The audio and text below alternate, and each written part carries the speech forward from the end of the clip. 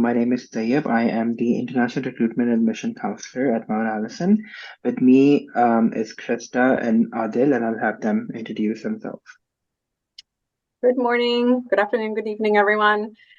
It's good morning here in Sackville, New Brunswick.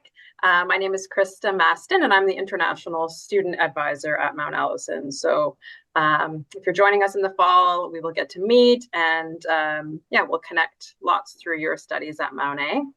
And I'll hand it over to Adil. Yeah. Hello, everyone. My name is Adil Alimzhanov. I'm this year's IO chair.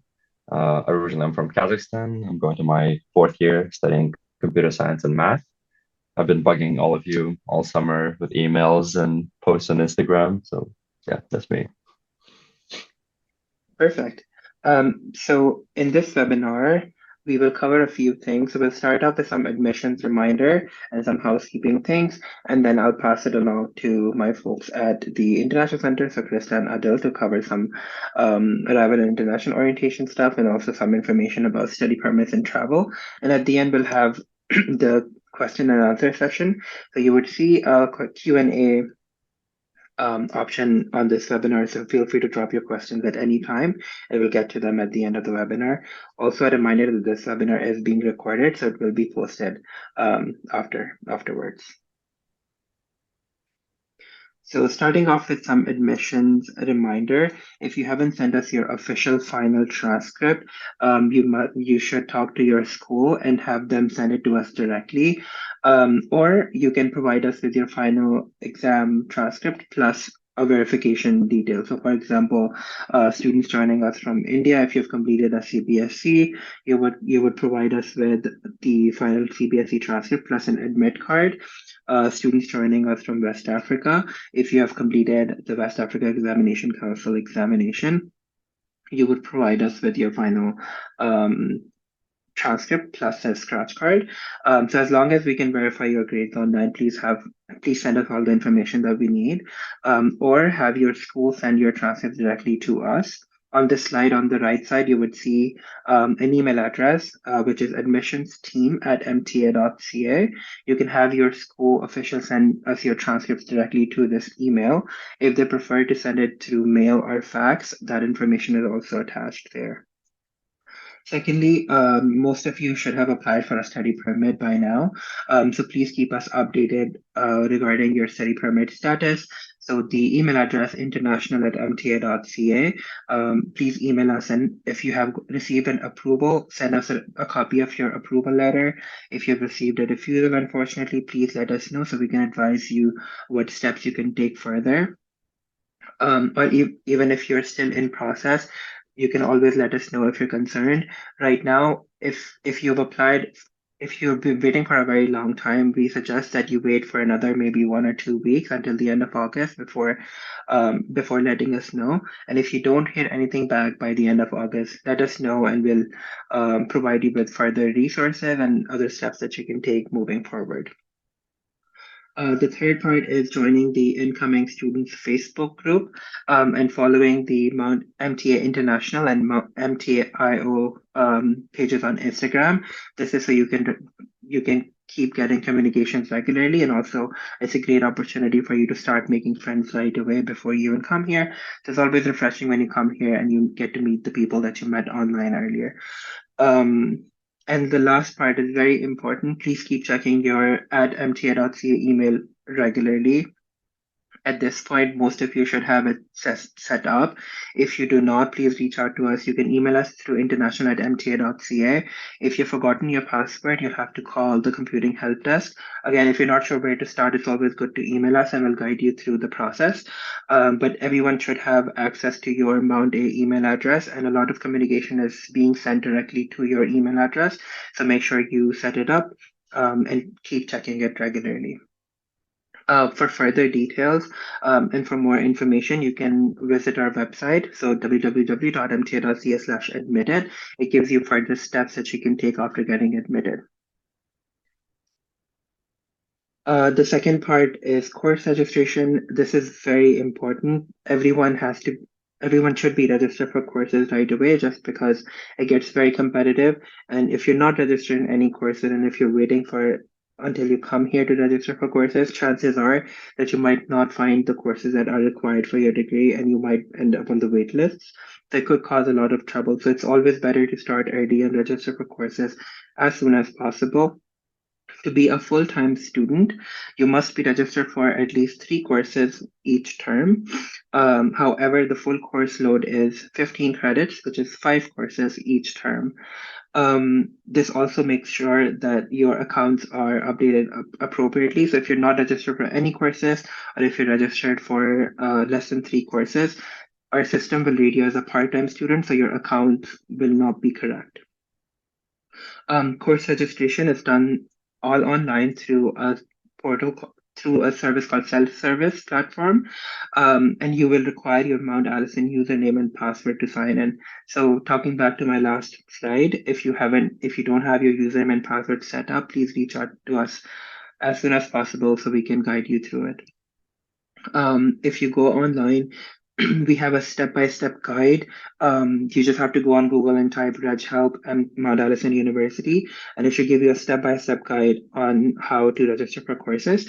And the website also provides some course recommendations for your degree program. So for example, if you are a Bachelor of Arts in Psychology student, the website would recommend a few courses that you should be registered for in your first year. So if you don't know where to start, these resources are a great start.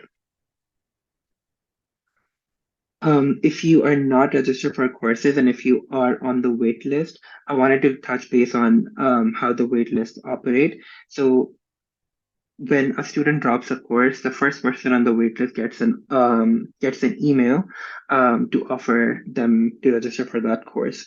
So you will receive that email in your mta.ca email address. So again, just keep checking regularly, especially if you're on a wait list, because when you receive that email from that time, you only have 48 hours to register for the course. If you don't register for that course, unfortunately, your spot is given to the next person on the wait list and you're placed back in the wait list. So make sure you keep checking that email address. If you are waitlisted for courses, we always recommend students to register for placeholder courses, just to make sure that you're always registered for a full course load.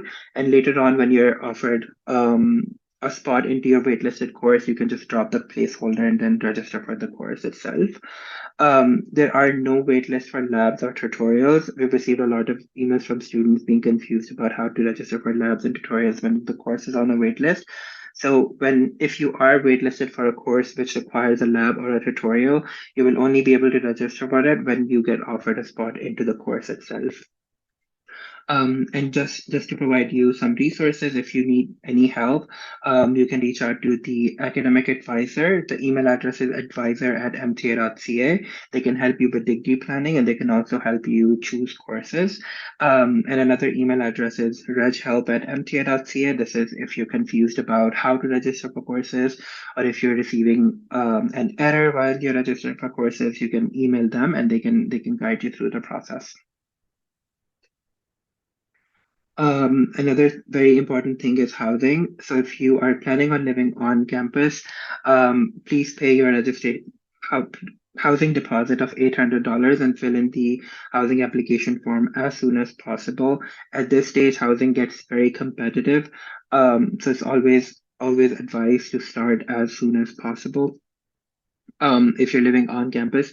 If you're planning on living on campus, please go to our website, Housing and Dining, Mount Allison University. It gives you more information about different options on campus and also gives you a guide on how to apply for residence. If you are planning on living off campus, that's a huge responsibility to basically arrange your own housing. However, we do have some resources. So if you go online to the website listed here, so www.masu.ca, off-campus housing. There is a off-campus housing directory that provides you with different options off-campus and also gives you contact information of the landlords. So you'll have to reach out to those landlords and make sure that something is available for you when you arrive here. When you arrive at the border, the border officer might ask you where you're living, so make sure that you have it arranged before you fly. Again, if you need any help, if you have any questions, feel free to reach out to us through email. another part of housing, if you're living on campus, um, the the move-in date is August 26th, and Adil will cover it in a few slides as well. But make sure you check the residence profile if you need to bring stuff. Um, and Adil will cover on what to bring and what not to bring in a few minutes. But if you'd like to ship something to your room, you can definitely do that. And your mailing address would just be your name and the Mount Allison address, which is Mount Allison University, 62A York Street, Sackville, New Brunswick, and the postal code is E4L1E2. So you can ship stuff 1 week before your move-in date, but please don't ship anything before 1 week just because we don't have a huge storage facility. And even after you become a student, you can still keep using this address to receive mail. Okay, with this, I'm going to pass it along to Christa and Adil to cover some slides about what you can expect and what you should bring, what you should not bring. So, Adil.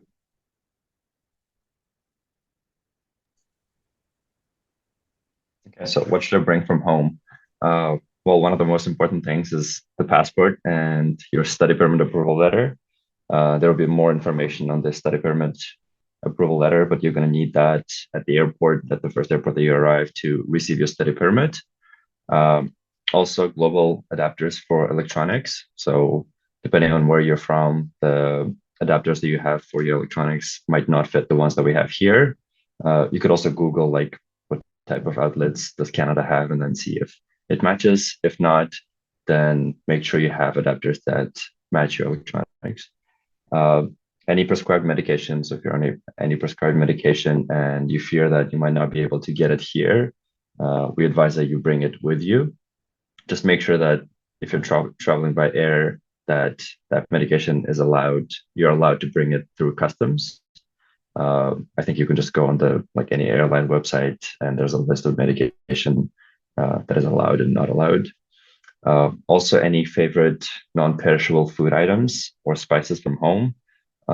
So any like little snacks that can last you a while if you want to bring from home, always a great idea. Just make sure, I think there's a next slide, but make sure not to bring any perishable food items. That would include like any food items that would not last over a week, just because with all the traveling and when you move into residence, there will be a lot of food and like a lot of events. And you just won't have time to go through those food items and they'll go bad. Also, any little souvenirs or any like small memento from home that reminds you of your family, friends, of just your home country. You can also bring a home country flag. Yeah. Next slide. What should you not bring from home? Winter clothes. Depending on where you're from, you might think, oh, I have a jacket that I can bring to Canada and I'm going to be fine in the winter. Chances are you won't. I brought my winter jacket and I'm from Kazakhstan. It gets pretty cold there. So I brought my winter jacket and I was like, I'm ready for Canada. I was so not ready for Canada. It gets very cold. It snows a lot. It rains. It's muddy. So winter clothes, we advise that you buy them upon arrival in Canada, be that winter jackets or boots. And it's very important to invest in good quality coats and boots, and also like hats and gloves. Also, don't bring any heavy kitchen appliances. You can go on the residence website, and there's a list of items that will be available in your residence, but there's also common kitchen areas in every residence. And there's things like kettles, there's a stove and pans and pots they can access. So you don't need to bring everything with you. If you live in residence, you also have the full meal plan, so you don't really need to cook, and that would just take up too much space in your suitcase. And even if you do end up needing something, you can just buy it once you're here. And as I mentioned, perishable food items, yeah, you just won't have time to go through them. Okay, and I'll pass it to Christa for study permits and travel. Yeah, I just, before I begin on this piece, I did just put in the chat the link to the Canadian Border Services Agency website that gives more information about bringing prescriptions into Canada. So typically we would advise like students to, I mean, you have to, you know, like if there's a risk that you think that the prescription is a controlled substance, then there's kind of more information. But if not, then typically it would be a 3-month supply at maximum. But during international orientation, you will meet the Mount Allison nurse and the wellness center staff, and they'll be able to explain to you how to set up an appointment with a doctor on campus so that they can give you a Canadian prescription for whatever medication you require. So if you do require medication, you don't need to, it's unlikely that you will need to continue to rely on your medication from home. You should be able to get that prescription in Canada. Sometimes we do receive questions from students asking if they can bring their prescription or their script from home and then use it in Canada. It's not possible. You need a Canadian prescription. But again, our nurse can connect you with a physician here to get that started. Again, more on that during international orientation. We'll get into more details. So a bit about what to expect when you arrive in Canada. So when your study permit is approved, so some of you may have already received this, you will get an approval letter that says that your application for a study permit has been approved. This is also known as a letter of introduction. So you may hear it referred to as that, or a port of entry letter. It all refers to this letter that you receive that says your study permit has been approved. And that's what you will bring with you, along with your passport, into Canada to receive your study permit, to receive your printed study permit. If you require a temporary resident visa, so a TRV, before you get your approval letter, you will get a passport request letter. So if you're waiting right now for your study permit approval and you get a letter from IRCC into your inbox that says a decision has been made on your application, please send us your passport. That is the first step in receiving your study permit. That, even though it doesn't say that you are approved, that is what that means, that you have been approved for your study permit. And the first step is sending your passport to get your temporary resident visa. After this, then you will get your approval letter. So some of you may have already went through these steps, but for those of you who are waiting, just to kind of give you a sense of those steps. Some students do not require, so depending on what country your passport is from, you may not need a temporary resident visa. In that situation, you would just receive the approval letter. Your study permit is issued at the first airport or the first port of entry. Some of you may be driving into Canada if you're coming from the States. The point of entry or the port of entry would be the land crossing into Canada, the land border crossing. But at that first point of entry is where you will get your study permit issued. And so for most students, you're not coming, if you're flying, you're not coming directly into Moncton. You will have a stop or a couple of stops maybe before you get to us. So Vancouver, Toronto, and Montreal would be the most common. And so that's where you will receive your study permit. That's where you will stand in the line for immigration, speak to the border service agent, and receive your study permit.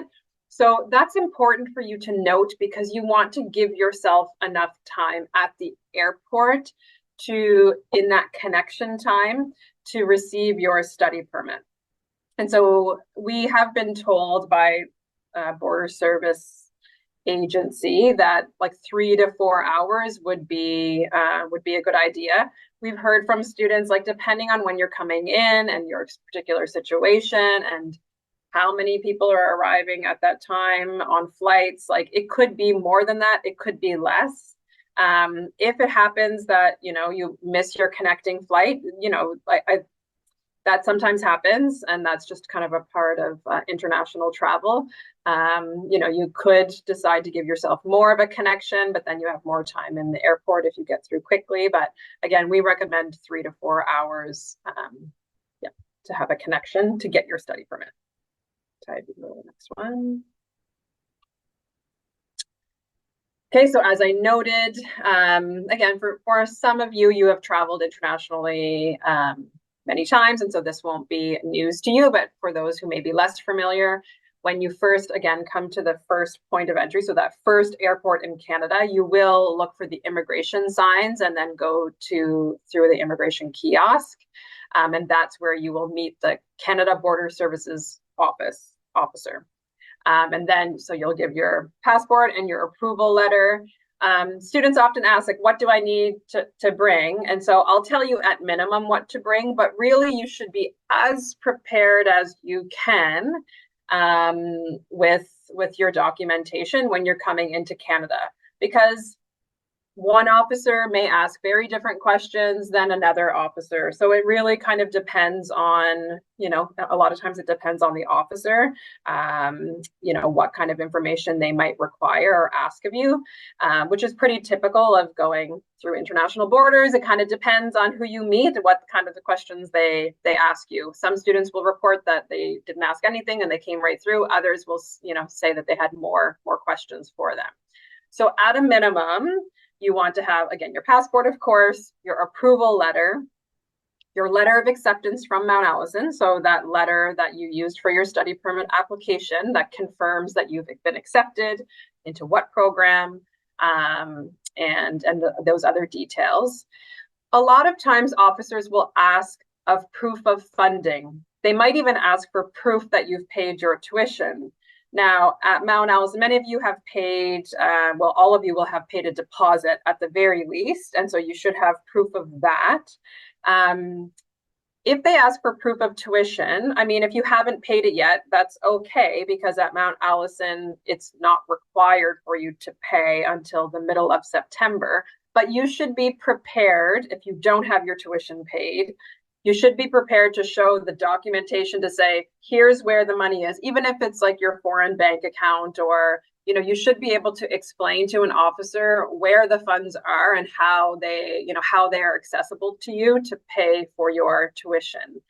So just be prepared for that. Again, sometimes proof of funding doesn't come up, but more and more we do hear students reporting that they were asked to show their proof of funding.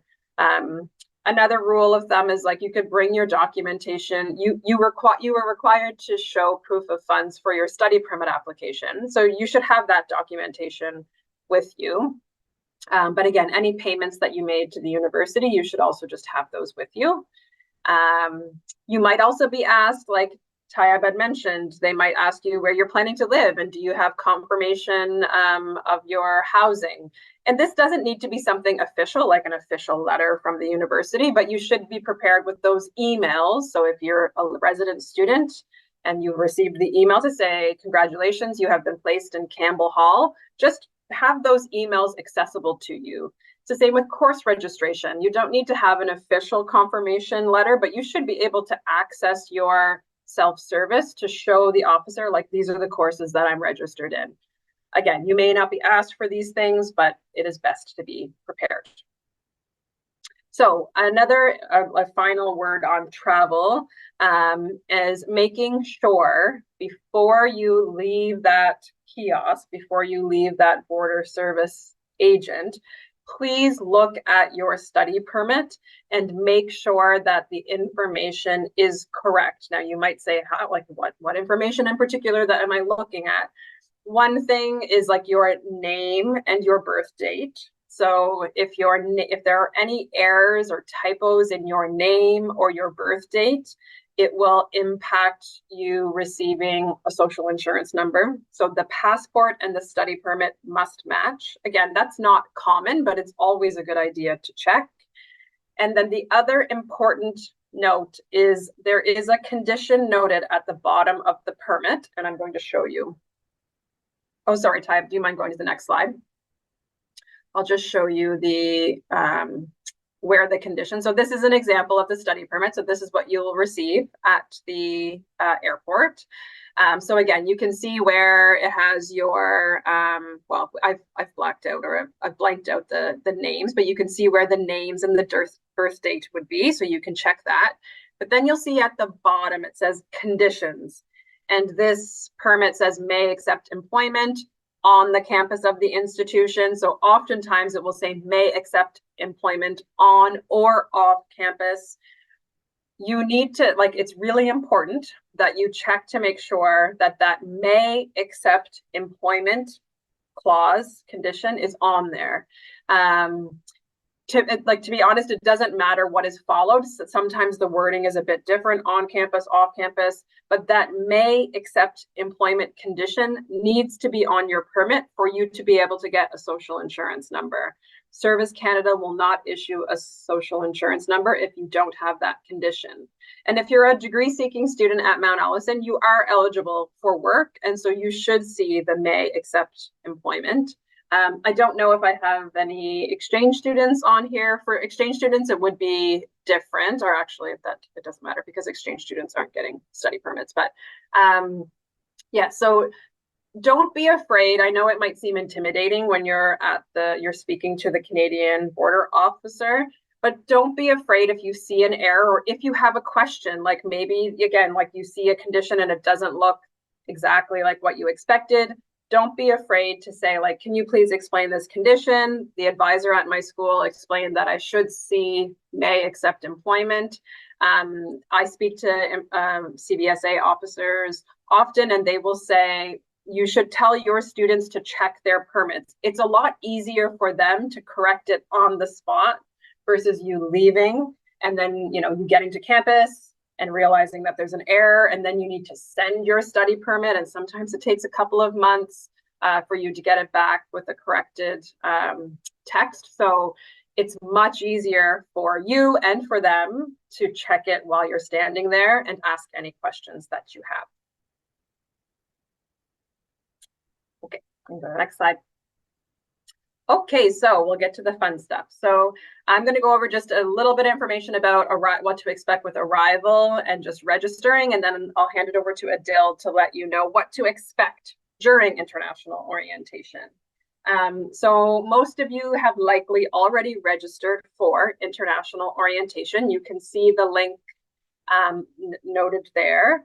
If you go to that international orientation website, you can find the registration link. You can also find the full schedule of the program for international orientation. So we ask students to register now. So as soon as you kind of have your intentions to come to Mount Allison, we want you to be on our registration list so that we have those details. I know some of you are still waiting for your study permit and so haven't booked travel yet. And that's okay, but we still want you to register for international orientation to confirm your intention to come for the fall. And then once you receive your study permit and you book your travel, that's when you can submit your travel information to us. Whether you're arriving early or late, or if you require airport pickup or you don't, we want you to submit your travel information. It allows us to know when to expect students. And so it just helps with us keeping organized. So we would ask that everyone who has confirmed their travel plans to submit that. It's especially important for students who who would like picked up at the airport, because we need to organize that in advance of the 26th. So again, as you likely know, the 26th is the official arrival day for international orientation. It is the day that, it's kind of our official airport pickup day. We recognize that students may arrive outside of that window, but it is the first day that we are organizing airport pickups.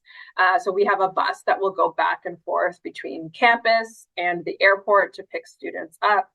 As noted in previous emails, if you arrive early and you are making arrangements in Moncton, either at a hotel or an Airbnb, you can give that information to us in your travel registration, and we will pick you up from that location on the 26th to bring you to campus. If you're an off-campus student and you're arriving early, again, we don't offer the airport pickup service, but you certainly could get a cab to your off-campus apartment and then just check in with us on the 26th, like come to the student center and check in with us to let us know that you're here on the 26th. I don't think there's anything else on pickup. Oh, I should note, so right now we're just collecting students' information. Next week, like at the end of next week, we'll wait until we have most students' information.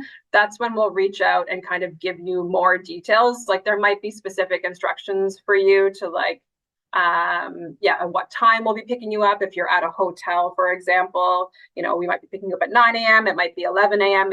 It will just depend on when the flights are coming in. So rest assured, those details are coming to you before the 26th. It's important for you to keep an eye on your email because we will be in contact with you if there are any changes or anything like that.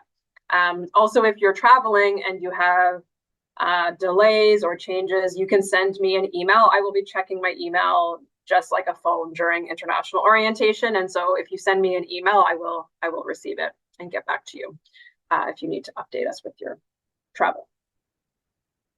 Okay, I think I'll hand it over to Adil to talk about the fun stuff. Sure. All right, international orientation, the fun stuff. So orientation runs from August 26th until August 29th. And then the next day starts university orientation, which is August 30th. Everyone is encouraged to sign up for both. So you kind of get a bit of a head start where for 4 days, you get to move in early and you get to meet all the international students. And then in August 30th, all the first year students arrive and I think it's like 4 or 5 days. And there's also like a bunch of fun activities that you get to do with them. So what to expect from orientation? Why is the window so small? Okay, what to expect from orientation? First of all, learning from upper year international students. In my first year, I found that this was one of the most helpful things. You get to hear experiences of upper year students that have gone through the same struggles that you're probably going through. So it's very helpful to have them tell you like, oh, this is how you can deal with this. And this is like, if you have questions here, you can ask these people, and just learning like small tips and tricks that only students can give you is, I find, very helpful. You also get to explore a little bit of the campus and the town. So on the move-in day, on the first day, there's a cycle stroll. So there's, I think, 3 different time slots they can sign up for. And our volunteers will take you through the town and you get to see like all the small businesses we have and where the grocery store is and where you can go for a walk. And then on the next day, on the check-in fair, you can sign up for a campus tour. And we'll also have volunteers for about half an hour to an hour, like walk around campus and show you all the buildings we have on campus, show you like where your classes are going to happen. On that same day, there's also the check-in fair. So things like your SIN number, your Medicare, your bank accounts will all be taken care of during the check-in fair. So you don't need to worry about those beforehand. We'll have volunteers either from like upper year students or for SIN number, for example, we'll have volunteers from the BCRA, Service Canada, helping you set up your SIN number. So it's a pretty smooth process, and there'll be more information on that during the check-in fair. There's also a bunch of social activities that we do. A lot of them are in the evenings after you go through all the like the check-in fair is pretty important to get all your information set up. But then in the evening, we have some fun activities planned for you to just relax and meet new people and have fun. There's also a trip to the beach and the mall in Moncton. That happens on the 3rd day. So this is part of orientation. You don't need to pay for it separately. We take a bus to the mall in Moncton and you spend a few hours there. You can buy any last minute, like if you forgot something at home and you urgently need it, you can go buy that at the mall. And then we take the bus to the beach, Abatu, and we spend a few hours there. There's a picture on top that's that actually might be my year. Yeah, I think that was my first year, the beach trip. Also super fun. We'll play a bunch of games and socialize a little bit. Then there's also roundtable and staff sessions. So roundtable sessions, it's your upper year students, the volunteers. You'll all be split up in different tables, and then the volunteers will come and give you some information on different topics.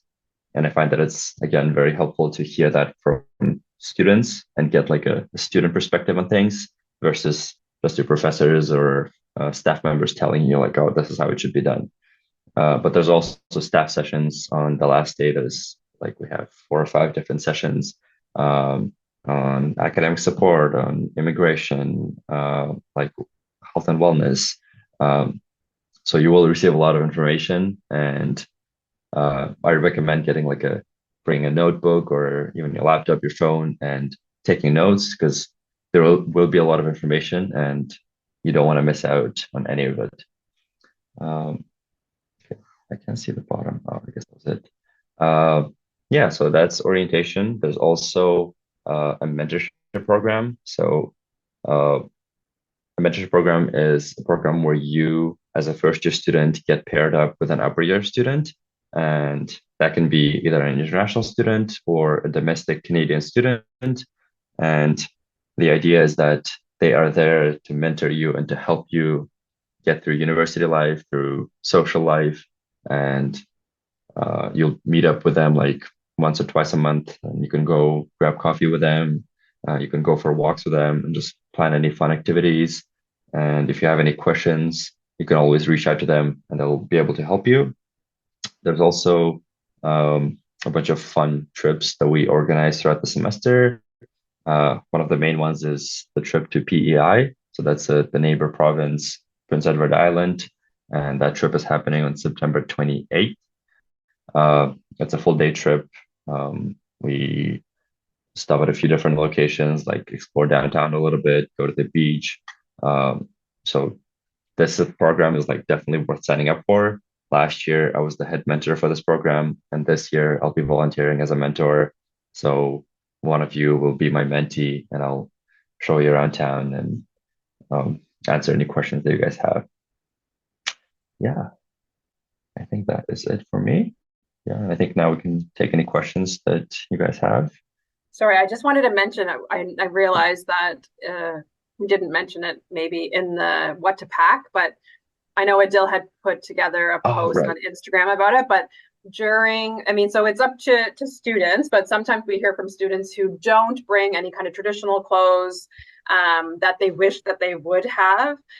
There are a few events that will happen during the year where you might want that. So one example is there's a welcome reception during international orientation. You might want to, you might choose to wear, your traditional clothing or some clothing from home. And then in particular, we have, as part of International Education Week, a fashion show, an international fashion show. We did it last year for the first time, and it was very popular and successful. So we plan on doing it again this term. And again, students at that event that didn't have their clothing from home were like, oh, I wish I would have known to bring like one of my outfits. So if that's something that sounds interesting to you and you want to do that, then we would encourage you to do so. Yeah, and also any semi-formal or formal clothing that you have and are debating if you should bring it or not, I suggest that you do, because there's a lot of different banquets and receptions that happen throughout the year, both with the International Center, but also there's like residence banquets where everyone from your residence goes to the meal hall all dressed up. And in my first year, I forgot my suit and I was wearing like jeans and a t-shirt, and then everyone else was wearing a suit. And I was like, oh man, I should have brought my suit. So bring any like semi-formal, formal clothing that you have. Also follow our Instagram page. There's tons of information on pre-arrival, like what you should bring, what you shouldn't bring, and what to do and how to prepare. And there's a separate post for packing tips. So make sure you check that out. And yeah. Awesome. Thank you so much, guys, for those last minute notes. This was a very helpful webinar, I think, and we are currently taking questions. Just make sure to type your question in the Q&A box. If you have a question about your specific profile or your account or any situation that's very specific to you, I would say send us an email so we can guide you better. But if you have like general questions, we can definitely answer. And I see there's a few questions. Um, the first one is we have not received our visa and it may take time. After that, we have to send our passport for stamping. That process will take 10 to 15 days. In that case, what will be the process? So, at this stage, if you haven't heard back anything yet and you have been waiting for a very long time, I would say just wait another week or two and just let us know by the end of August, like 25th, 26th of August, and let us know that you still haven't heard back anything, and then we can guide you through the next steps that you can take to make sure that everything goes smoothly. But at this stage, I think it's better to wait because if you process something right now, and then what if you hear back something in 2 weeks? Um, I'm traveling to I just add Canada. a note on that, Yeah, Tayyab, that I know it's really frustrating and I wish that we had more influence on Canadian immigration. But we do often see from year to year that there is a rush of applications being processed at the end of August. And so, like you might be sitting and waiting, and it might be the case that you might need to consider a deferral. But because we so often see approvals coming in right up until the end of August, that's why we would say like wait and see. I know it's not ideal, and if you receive an approval, last week of August, it means that you've missed international orientation, but it still might be possible for you to salvage the term. We would just need to work with you to see if that, like the timing of that would work out, because students are required to be here by the end of the first week of classes. But that's why we say to wait and see at this point. I know it's frustrating and we share your frustration. yeah. The next question is I'm traveling to Canada on August 27th. I've been approved for my study permit. I want to know my letter of acceptance expires on August 26th. Can I use it at the airport without any issue? So your letter of acceptance should not expire on August 26th. It should have an expiry date of end of first week of classes.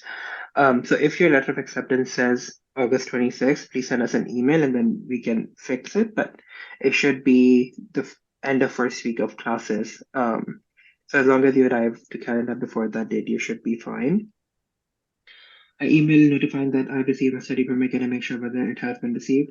Yeah, just send us another email if you haven't heard back from us, and we can confirm that for you.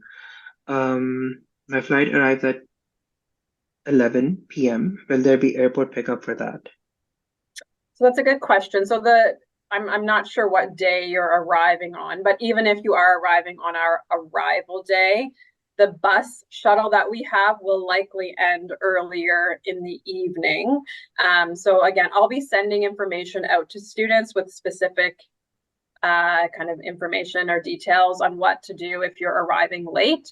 But there is an airport kiosk, like a table at the Moncton Airport that is located just beside. It's a very small airport, so you don't need to worry about not being able to see it. As soon as you leave the luggage area, you will see the table. And it's specifically there to welcome international students who are coming into the Moncton Airport. So Mount Allison is not the only university in the area, and so there are a couple of other, colleges and universities in the Moncton region. But that table is there to welcome all students. And so if you are arriving after our planned bus shuttle, then you can go to that table and they will give you a taxi voucher, and so a taxi voucher, taxi ticket that you can take to the taxi company that's just located outside of the exit, and then they will take you to campus without any charge.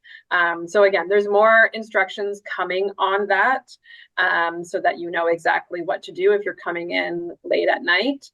But we do have a plan. That table at the airport, the welcome table, is there from the 26th of August until the 3rd of September. So as long as you're arriving within that window, you can go to that table. Even if you're arriving and getting picked up by the bus on the 26th, they still have like a goodie bag with some different items in it, so that we would encourage everyone who's coming in to stop at that table and get their international student welcome bag.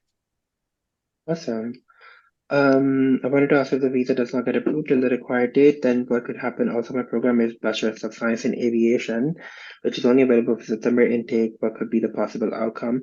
So at this stage, again, like if you've been waiting for your study permit for a long time, just send us an email by the end of August if you haven't received it, and we can guide you through it. For aviation student, it is a little bit tricky because again, it's only offered for September intake. So if it comes to that, we might ask you to take a gap year until next September, but hopefully you receive some update by then. Yeah, so just let us know by the end of August. The student be permitted to go off campus to buy stuff like water filter, dryer sheets, etc., as mentioned on the website, or do we have to bring all of it from home itself? Adil, would you like to take this? Yeah, for sure. Yeah. Uh, you don't need to bring things like that with you. So there's a store. There's also a dollar store downtown, and during the cycle stroll, we'll show you all the places where you can purchase that stuff. We also have a bookstore on campus that sells a lot of like they sell bedding, so you don't need to worry about bringing your pillows and blankets. And you also on the third day, the trip to the mall, you'll have plenty of time to buy all the things that you forgot at home. Um, yeah, so no, you don't need to bring those things with you. Awesome. Yeah, and also as mentioned in the webinar, you can also order stuff online a week in advance, so within 1 week before the move-in date. So you can use your name and the Mount Allison University's address, and you can order stuff online, and we can receive it for you. So once you come here, the stuff will already be here. Amazon delivery normally takes 2 or 3 days maximum. There's a lot of Amazon packages coming into the bookstore, I think, these days. So I think students Yeah. take advantage of Amazon. Could you please confirm whether international student basic medical coverage fee of $785 need to be paid before arrival in Canada, or I can get this after reporting to university? So you can pay that fee along with your tuition and other fees that are due in September. So that doesn't need to be paid before you arrive. You are covered in Canada in that period of time, even before even before you pay your fees. So you don't need to pay those in advance. The payment of that fee happens at the same time or is not due. The deadline is the same as your other of the fall term fee deadline, which is like the second week of September. About course registration, I registered for first year courses as asked. I'm waiting up for credit evaluation to switch to third year courses. Could I know in general how long it takes? Will I have time? For this one, I would say just send us an email, or you can reach out directly to the academic advisors. So their email address is just advisor@mta.ca. You can reach out to them directly to ask for like the status of your evaluation. And then, yeah, I think it'd be best if you send us an email about this. And the question, like how long, how much time do I have to switch? Like there is a period of time in the first 2 weeks of classes where you can make changes to your registration. So, it's not that it has to be done before you arrive. So if you receive your credit evaluation, later, and you would still have time up until the second Friday of classes to make changes to your courses. Yeah. Do we need to bring warm blankets, or the buildings are specifically designed to keep us warm? So all the buildings are central heated. Even in the winters, if you need blankets, you can get one. But Adil, correct me if I'm wrong. Do students still receive like that bag with blanket and a pillow when they arrive on campus? International students that are registered for international orientation will have their beds, like any resident students will have their beds made with it's not like the best, like not the thickest blanket. I mean, it's fine for now. I would say many students get a thicker blanket when they go on the shopping trip to Moncton, whether that's during international orientation or another time. I mean, the buildings are heated, but some students will say their room is really hot. Some students will say that they feel on the colder side. So you don't need to bring blankets from home. I don't think that's a good use of your luggage space. If you do feel like you want a cozier blanket, then you can, stop at Walmart and get that at, for not that big a cost, or order from Amazon. That would be my suggestion. I don't know if you have a different suggestion about that, but Yeah, I think in general, like, anything like bulky and big that will take up a lot of space in your suitcase, leave it at home. Don't bring it with you. Like, it's much better to bring like small souvenirs and snacks from back home, and then anything they can purchase here, you will have plenty of time and opportunities to do so. And there's also Amazon, and it has everything, and it takes like 2 days to ship. So. My off-campus dental is from 1st September, and I'm coming to Canada on 27th of August. So is there any low-cost place for staying 4 to 5 days? There are some hotels or inns in Cyprus. So the biggest one would be Coastal Inn. And then there's also Marshlands Inn. So you'll just have to contact them for pricing and booking in advance. The Coastal Inn does have a student rate. I just learned that this week. So there is an arranged rate for students. And you need to tell them that you're a Mount Allison student, because they won't automatically offer you that discounted rate. I'm just waiting on confirmation on what that is, but it's 100 and something, like maybe 150 a night, which is quite a bit cheaper than what you would typically pay for a hotel. So I would say, there might be other, like Tayyab said, there might be a few other options, but Coastal would be most likely what students would be using for like a few days of a wait. In case of a delay in receiving the approval letter for my parents' visa, will they be allowed to come and meet me at the university after the semester begins? They can, they just won't be able to live with you on campus if you're living on campus. So they might have to arrange their own residence, either again like at Coastal Inn or Marshland Inn, or get an Airbnb. But yeah, it should be okay if they visit afterwards. How can I get a job on campus? For this, Adil, would you like to add something? Yeah, sure. There's tons of different jobs you can get on campus. We generally advise that you don't get a job in your first semester, because like you're just starting university and it's hard to get used to balancing your academics and your social life. And if you also add a job on top of that, like, you can get pretty messy. But starting second semester or even in your second year, there's a bunch of opportunities. I know our dining hall is always hiring. There's a lot of offices at the student center have internships, which is what I did last year. And like even my job right now as an IO chair is a job on campus. We have a portal called Experiential Learning Office, and you can go on their website and they have all the jobs listed there. And I'm pretty sure all jobs on campus need to go through that portal. So everything that's available will be posted there. Yeah, that was. I think as Adil, oh, sorry, Tayyab. Go ahead. Like as Adil said, like generally, depending on your situation, like it might be best to wait, a term anyways before you start. But sometimes I will hear from new students who will say, like, who really want to start working right away and then find it a challenge to find jobs. And sometimes that's the case because a lot of times offices are hiring students maybe like the term before, and so upper year students generally would have like a benefit to that, or like an advantage. And so you might find your first term that it seems that there are fewer opportunities, but definitely as you become like a second year student and above, I think that as long as you're putting in the effort to do the work to get employed, you should be able to find employment. And again, as Adil said, we have an experiential learning office that helps students with all of that. Yeah, that's a very good point. It's always good to start early. So, for example, if you don't have a resume, you don't know how to build a resume, you can come here and go to the Office of Experiential Learning in your first semester. They normally host regular workshops on how to build a resume, how to write a cover letter, how to set up your LinkedIn profile, how to prepare for job interviews, all of that fun stuff. So it's always good to get those opportunities early. So when it is time for you to start applying for jobs in your second term or second year, summer jobs, you're ready to do so. I have received my student visa. The student permit will be given at Montreal Airport.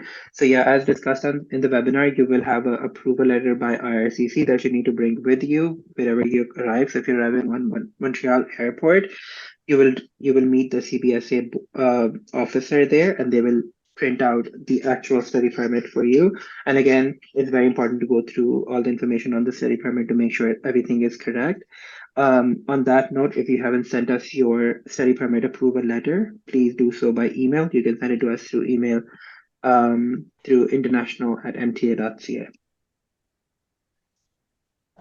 If my study permit takes 3 to 4 hours, what will happen to my luggage? So Great question. Go ahead, Ty. when you're checking your luggage in from wherever you're flying to, you can ask them where you will receive your luggage. So more often than not, you might receive your luggage in Moncton at the end of your trip. So in that case, if you're in Toronto, you don't really need to worry about it because your luggage will be in Moncton when you arrive. If they say that you'll have to pick your luggage in Toronto and then check it again for another flight to Moncton, just make sure that you have maybe a longer of a connection in Toronto to do that. So yeah, just make sure that you ask when you're booking your flight or when you're checking in for your flight, I guess. Yeah, and if that's required, I think that sometimes that can feel overwhelming if you're told that you need to pick your baggage up in Toronto and then recheck it. But don't be afraid to ask questions at the airport as well. So if you're really lost and you're like, you just went through immigration and now you're not sure where you need to go, find a staff member and ask it. If it's your first time traveling, don't be afraid to ask questions, because you will have to find the baggage area, pick up your bags, and then find where you need to drop them off. But it should be clear by signage, but if not, ask questions. Yeah. If I reach Sackville after the international orientation, then can I get access to information and assistance provided in the check-in fares? Some of the offices that are there for the check-in fare, we will work with students that come in late. There's a few differences. So for example, the social insurance number, there isn't an in-person office in Sackville, so you can apply online for a social insurance number. So it's like a bonus that they come to campus during international orientation, but it's just another step that you would need to take. Again, the banks are located in town, and so they're not on campus for you if you arrive after the check-in fare, but we can help. We can direct you of where to go and what to do. So any student who's arriving late, we will meet with you and kind of give you that information that you need. Yeah, and also sign up for the mentorship program so you have that opportunity to stay in contact with one of the upper year students. So every time you're confused, you'll have that support with you. Will the orientation team group the international student before they arrive or after they arrive on campus? So yeah, I can Right. take this one.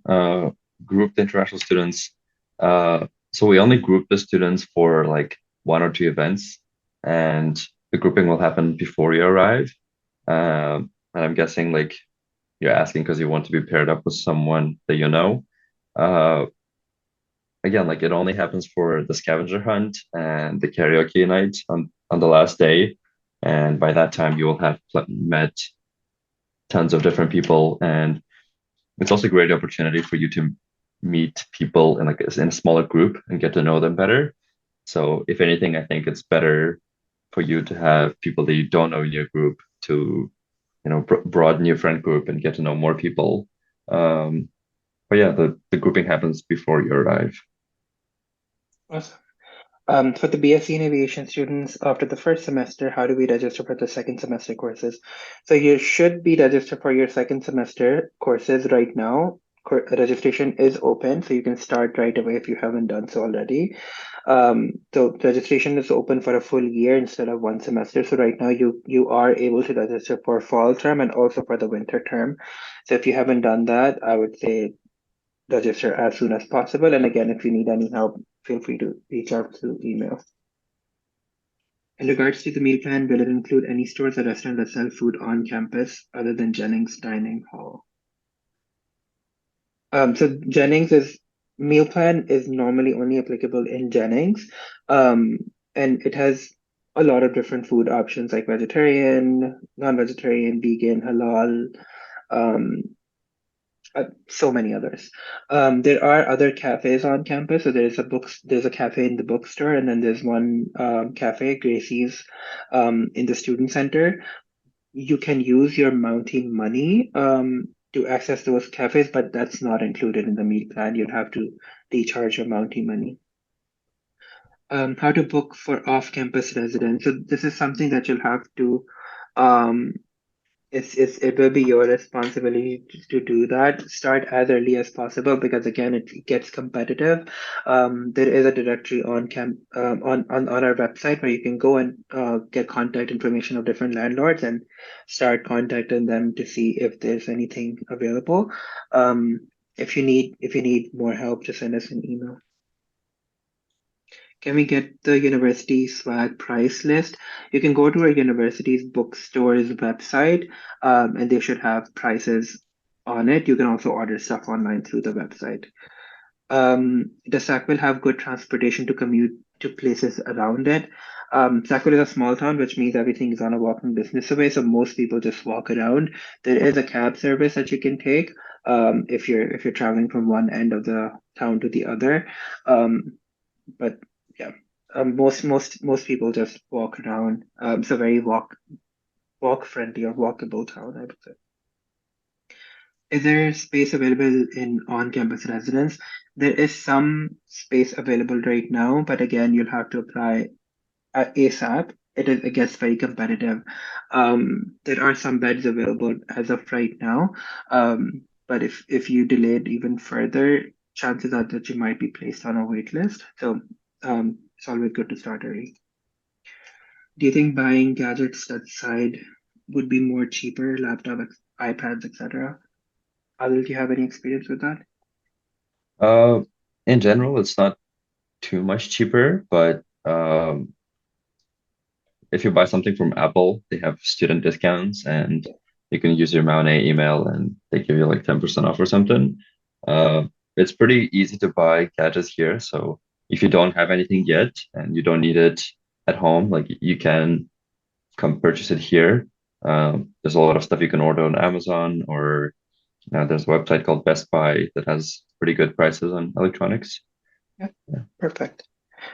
Are there jobs available in Sackville? Yeah, like Adil mentioned, most of the internships on campus they go through the Office of Experiential Learning. So when you come here, make sure to reach out to them. Off-campus jobs, there are different employers that hire. So we have fast food chains like McDonald's, Tim Hortons, Burger King, and Subway. They hire. And then we have local cafes, grocery stores, and you can work there as well. How do student loans and bursaries work? You'll have to send us an email about this. Um, Student loans are mostly not available to international students. And bursaries, if you had submitted your bursary application, you may have received an email if you were eligible for a bursary. If you'd like to check or follow up, just send us an email.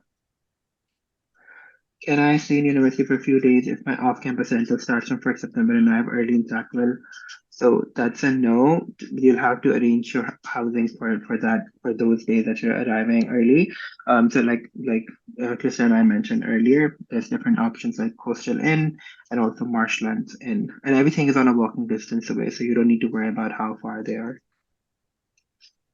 What is the easiest way to get to Moncton? So if you're arriving during international orientation, you will be picked up. If you have to take a cab, cab would be the easiest one. When you exit the airport, you would see cabs lined up right in front. It's very easy.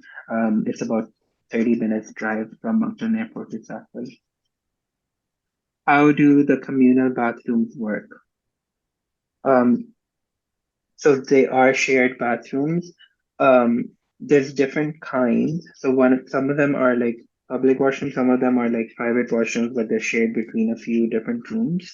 Good thing about those is you don't have to worry about cleaning them or restocking them. So that's definitely a positive side of those. Adil, do you have any insight? Uh, no, not really. I think only some of the residences have communal Yeah. bathrooms. There's also things called like shared ensuite. Mm. So you could have, like I know in Windsor there were two single rooms, but then there's a bathroom in between, and there's a door like on both sides. So two people, two different rooms share a bathroom. I think in Edwards they have like two doubles that share a bathroom. So two people here and two people here, and they have a bathroom in between.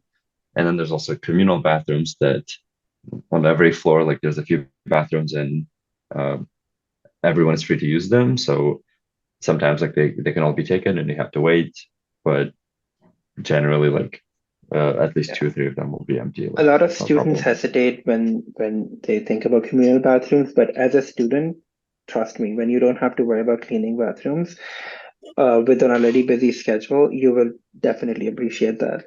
Yeah, it's definitely nice. Is it compulsory to register for winter term courses right now, especially if you're waiting for credit evaluation?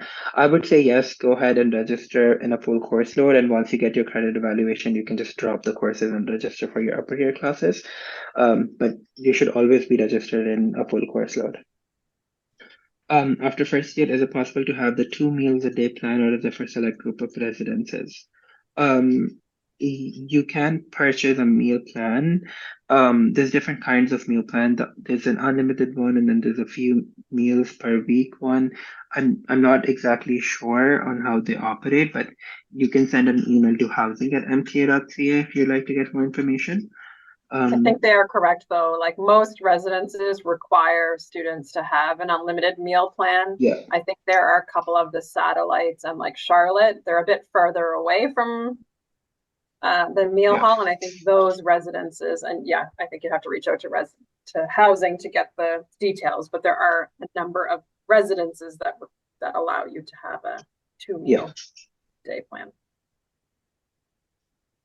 Does four courses enough for first semester? If yeah, four courses means that you are a full-time student. Four courses is not a full course load. Full course load is 5 courses, so we recommend students to register for 5 courses each semester. That way, you'll be able to graduate within 4 years. Otherwise, if you take 4 courses in your first semester, you might have to overload later on or take a summer course to be on track. But it is an acceptable course load. Are there any transportation companies in Sackville, like taxi companies or car rental, that we can take to go outside of Sackville to close by cities? Yes, there are taxi services. Most students they carpool if they're going to Moncton or they're going to Amherst, so they would know someone with a car, and you can pay them gas money, and they can just take you if they're going there as well. But yeah, if you have to take a cab, there are cabs available. So I applied to resident, got a room in Edward's house, which is a single room. How can I update it to a single room with attached bathroom? You'll have to send an email to housing or restroom@mta.ca if there is an availability. You'll have to discuss it with them if you like to change your room. Does being an RA mean there's a certain discount for housing fee? There is some stipend that is given to RAs. I don't think it's technically a discount in housing fees, Yeah, but they are paid a stipend, which would go towards their, which would be kind of a yeah. And you used can only be an towards. RA when you go into your upper year. So you cannot be an RA in your first year at least. All right. I think that was all. How does tuition change during a course overload? Um, so you, depending on your, so you're not allowed to overload in your first year. In your second, third, and fourth year, depending on your GPA, you can overload with 6 courses instead of 5 courses. That would not affect your tuition fee. If you'd like to take a seventh course, which is not recommended at all, first of all, you would require dean's permission to do that, and you'll have to pay extra for that seventh course. That changes your tuition fee. On the other hand, if you're only registered for 2 courses or 1 course for a semester, then the system reads you as a part-time student. So your account statement would be incorrect, which is why we really encourage students to register for at least 3 courses, but ideally 5 courses. Okay, I think this is a good space to end. If you have any questions, you didn't get a chance to type it in the chat, feel free to send us an email. If you're not sure where to send an email, you can start with international@mta.ca. You can also reach out to Adil if you have a question about international orientation. Adil, would you like to give them the email address? Yeah, the email is intorientation@mta.ca. If you use your Mount email and you start typing like int, it will give you a bunch of suggestions, and one of them is orientation. Or you can email a personal email, alimzhanov@mta.ca, or you can email Christa. And if you don't know who to email, like you can email one of us, and then we will direct you to the correct person. Yeah. And this session is recorded and it will be posted afterwards. If you'd like to revisit anything, you're more than welcome to do that. But yeah, with that, we thank you for attending our session today. And I hope you have a good rest of your summer. If you haven't sent us your approvals or status of your study permit, please do so as soon as possible. And we look forward to seeing you this fall. Yeah, thank you, everyone. Very excited to meet you in September. Check your emails and follow our Instagram page. A last remark. All right. Bye. Goodbye. Bye.